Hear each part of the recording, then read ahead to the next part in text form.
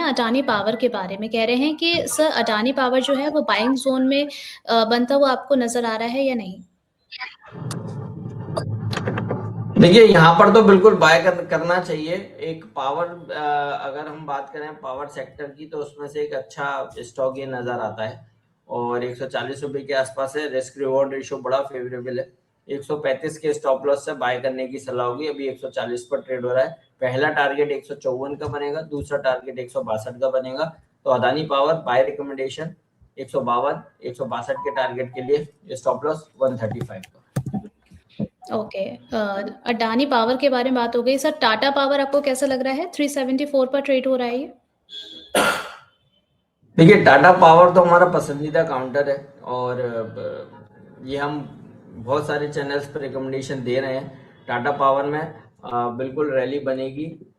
मैं थोड़ा सा कंफ्यूजन जो मुझे हुआ था टाटा मोटर पैसेंजर व्हीकल और टाटा पावर के उसके लेवल को लेकर। तो 390 हमारा पहला टारगेट टाटा पावर में है, तो उसके लिए आप होल्ड करके चलिए, बाय करके चल सकते हैं। दूसरा टारगेट 410 का टाटा पावर में है, खरीदारी करने की सलाह है। आज भी स्टॉक ने ओपनिंग नोट पर करेक्शन दिखाई, 5 EMA को टच किया, उसके ऊपर ही क्लोजिंग देखने को मिल रही है। तो चार्टिकली बहुत साउंड है, बिल्कुल बाय कीजिए। 390 410 के टारगेट के लिए स्टॉप लॉस रहेगा 361 का। ओके, दुबे जी का क्वेश्चन है, IRFC में अभी एवरेजिंग कर सकते हैं, आपका क्या सजेशन है सर? देखिए बिल्कुल करनी चाहिए, अच्छे काउंटर्स में एवरेजिंग करनी चाहिए। मैं फिर एक ही चीज बोलूंगा, ये पैनिक में करेक्शन हुआ है, कोई ऐसा नहीं, क्योंकि देखिए मार्केट इतने टाइम से ट्रेड डील को एक्सपेक्ट कर रहा था। जब ट्रेड डील हुई तो उसके बाद मार्केट में कंसोलिडेशन बना, फिर ये आईटी का न्यूज निकल कर आया।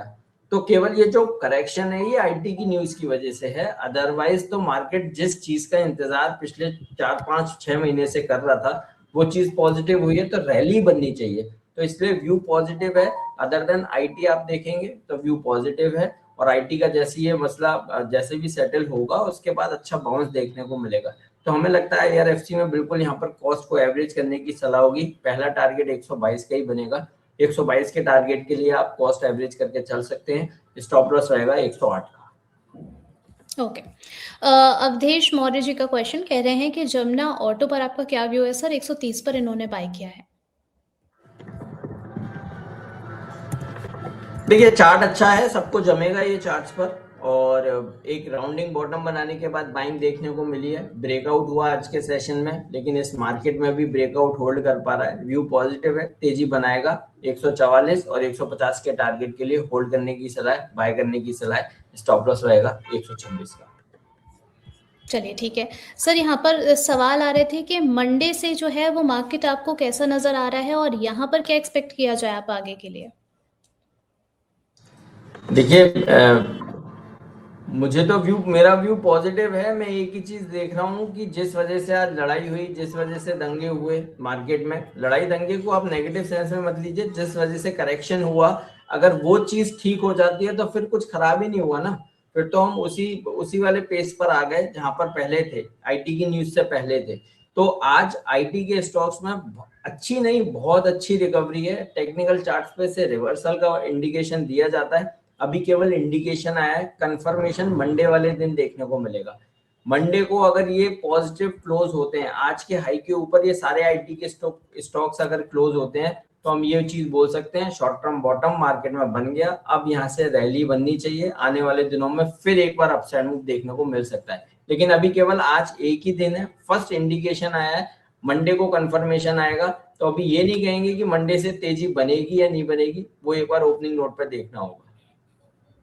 चलिए ठीक है, एक सवाल आया है सर हिंदुस्तान जिंक को लेकर के। ये कह रही हैं कि जब से मेटल में रैली शुरू जो है मेटल में रैली शुरू हुई थी तब से इन्होंने जो है वो हिंदुस्तान जिंक होल्ड किया हुआ है। अब क्या करें सर, एग्जिट करें या फिर होल्ड करके चलना चाहिए? देखिए मैं क्लियर कट बोलूंगा, एग्जिट कीजिए। ये स्टॉक सिल्वर से रिलेटेड है, और सिल्वर में हम एक शार्प करेक्शन मार्केट में गोल्ड एंड सिल्वर में एक्सपेक्ट कर रहे हैं। सिल्वर हमें लगता है 2,20,000 के आसपास इसी रेंज में एक बार जरूर लेवल टेस्ट होंगे। यहाँ से 10-12-15% का करेक्शन सिल्वर में एक्सपेक्टेशन है, और अगर ऐसा करेक्शन आया और बिलो 2 lakhs भी जा सकती है, वो एक बार 2 लाख के आसपास सिल्वर को देखना पड़ेगा। बट अभी अगर इस तरह का मूवमेंट आया जैसा हमारा एक्सपेक्टेशन है, तो उसके चलते हिंदुस्तान जिंक 520 रुपए तक की डाउन साइड दिखा सकता है और 500 की लेवल भी टेस्ट कर सकता है। तो मैं क्लियर कट एग्जिट करने की सलाह दूंगा, हिंदुस्तान जिंक से आप एग्जिट कीजिए। ओके। एक सवाल है समिट केमिकल को लेकर के, इन्होंने जो है 521 पर इसको खरीदा हुआ है, 200 शेयर्स हैं, क्या करना चाहिए? सुमितोमो केमिकल 407 पर ट्रेड होता हुआ नजर आ रहा है अभी।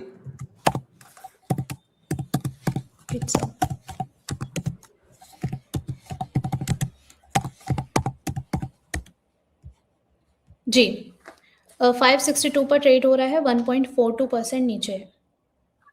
यस, सुमितोमो केमिकल, इसके अगर स्ट्रक्चर देख रहे हैं तो स्टॉक में ट्रिपल बॉटम पैटर्न कंप्लीट हुआ है आज के सेशन में और वहां से कुछ बाइंग देखने को मिल रही है।